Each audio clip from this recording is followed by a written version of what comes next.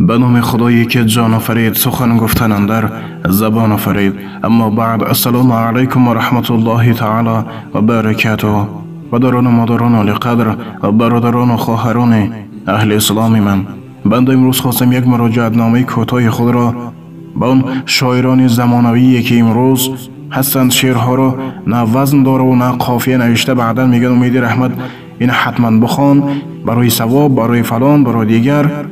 برادر خوب، در خاطر دار که من هم مثل همه یک انسان عادی ام، یعنی که من سواد عالی اون شعرخوانی ندارم که اون شعرهایی که شما می نویسین رایی میکنین، از من طلب اون را خواندن میکنین، اونها را با اون خواهش شما نگاه کرده ثبت کرده توانم.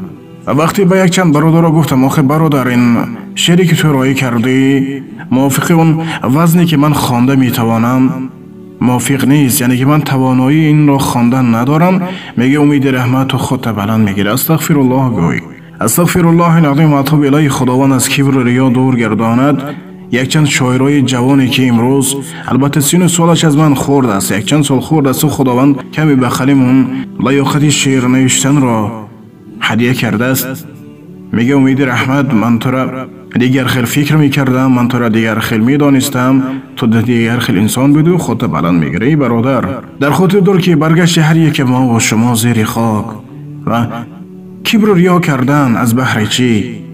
خداوند متعال خود با خبر است که امید رحمت تا امروز کبر نکرد و بعدا هم کبر نمی کند، لیکن به حرمت خداوند وقتی که اساس نداری، وقتی از خصلت و رفتار و شخصیت انسان با خبر نیستی، از خودت افسانه کوچگی مخوان، زیرا که تو مرا شخصا نمیدانی، دیدگی نیستی و اون شعرهایی که نه معنی خوب دارند و نه قافیه شعری دارند از ما طلب اون را خواندن نکن.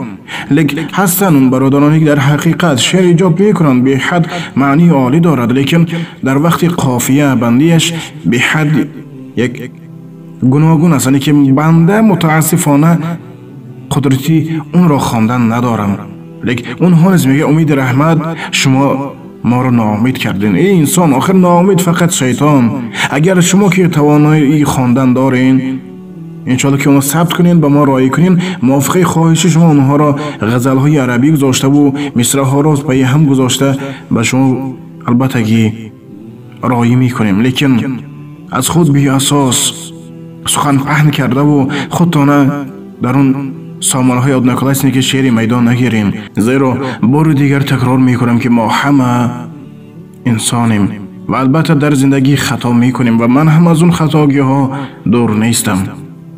من فقط از اون پسته و بلندی زندگی تا قدر امکان اگر برادرانی که شعرهای خوبی پندآمیز ارائه میکنن اونها را ثبت میکنیم و یا اینکه قصه های زندگی نامه به سمی مردم میرسانیم، لیکن به شما حق را نمیدید که در حق بنده برای اونی که یک شعری که نه وزن داره و نه قافیه اون شعر شما را نخوانیم، هر خیل سخنهای بی اساس در حق بنده گویین. خداوند متعال همه ما و شما را به راه راست هدایت کند. لیک ای برادر، ای بنده خدا، در کجایی که باشی پیش از همه در زبان احتیاط باش، زیرا که یک سخن خوب میتواند عالم را آباد کند و یا اینکه یک سخن بد میتواند که تمام عالم را ویران کند.